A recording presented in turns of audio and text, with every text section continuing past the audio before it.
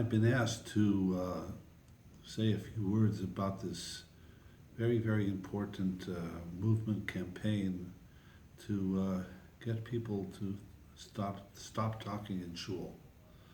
I know that there have been many other very choshev people who have participated in this campaign, and perhaps what I say is superfluous, but I do not want to be what the Gemara says, chaver medin l'dvar mitzvah, and you don't participate is a muva sheniyachal liskain, chisarn lo yuchal himanais. So let me share just a few words on this vital subject. The Shulchan Aruch writes something in Hilchos Tefillah, Siman Chuf Chav Daled, Seif Zayin, that he writes no other place in Shulchan Aruch. The Shulchan Aruch writes, Lo yasiach sichas chulin b'shah sha'ashatz chayzer hatfila. Shulchan Aruch here is not talking about talking in shul. He's talking about talking during chazaras hashatz. V'imsoch, the Shulchan Aruch writes, hu chayte. And if you talk during chazaras hashatz, it's an avera. But then the Mechaber says, v'gadol avaynei minisai, v'goyerim bay. The talking during chazaras hashatz is gadol avaynei minisai, meaning it's so big that one cannot even imagine the implications of it. The Shulchan Aruch, to my knowledge, does not use that terminology anywhere else in Shulchan Aruch.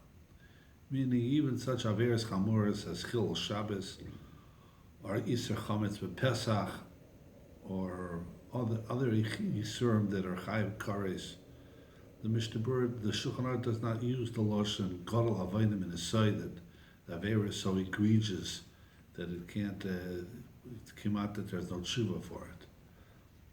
The question is why? I mean, okay, it's bad to talk chazaras hashatz, but why should this warrant this severe repercussion of gadol avaynim in a side?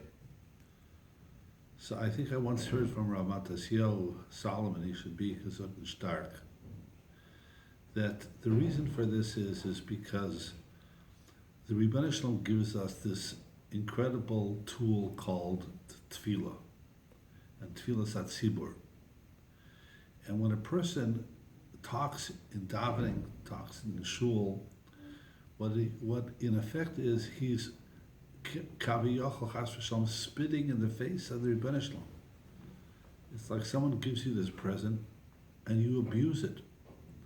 So over here, the avla is not just the chait per se, but what the chait represents. And what it represents is a tremendous chutzpah to the Rebbeinu Shalom.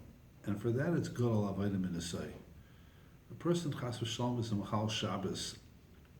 So he's Mechal Shabbos either in olden days because of the tzarech haparnasa, because of the pressure of making a living, which 100 years ago or 80 years ago, people didn't work on Shabbos, they wouldn't be able to make a parnasa. So a person had a nisayin. There was it's a horror to do it. Other things as well. But over here, why are you talking? The answer is because you don't care. That is a chutzpah to the Rebbeinu Shalom. And when you're a mechutzav to the Rebbeinu Shalom, that's gadol avaynim in a say.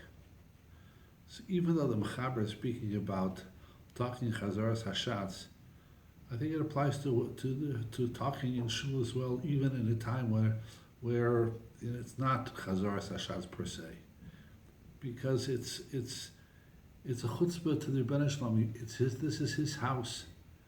You have to behave. You go to somebody's house, you have to behave.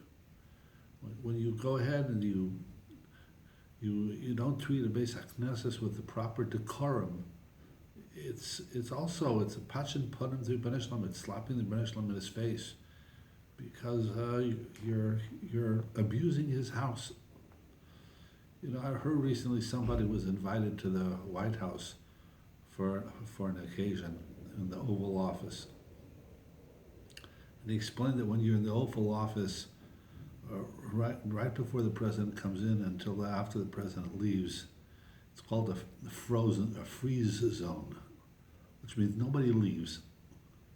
Nobody leaves, nobody enters, nobody leaves, because the president is coming into the room. I assume that part of it is for security reasons, but that's the covet of the Malchus, you know.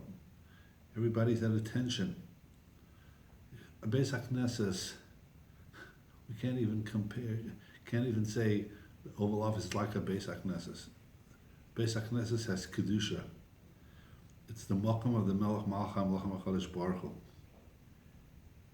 It's not merely the President of the United States. It's not merely the Oval Office.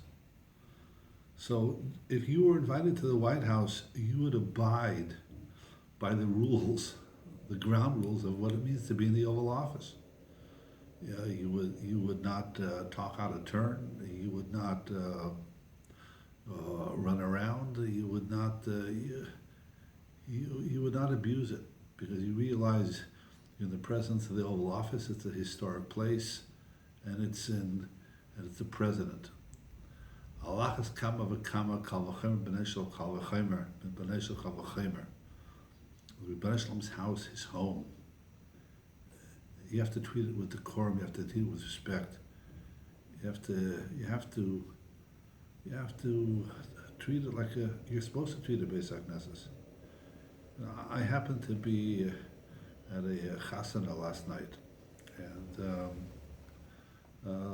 so the chuppah was going to be in the shul part of the shul, the Beis HaKnesses and the sanctuary, and I was, because I was waiting there, so just waiting for the chuppah to happen. There were two little kids, like running around playing tag. And the custodian, a black man, happened to walk into the room, and he saw the kids running around. And he said, "You can't do that in here. This isn't a playground. This isn't a playground. People daven here." That were the words of the black custodian. People daven here. Even if he understands that what a Beis HaKnesses is. Allah's kama, we, Rebbe Shalom's people, we know what davening is, we know what the Beis HaKnesses is, we know what the Shechina is. We have to treat it with the utmost respect and covet that which it deserves.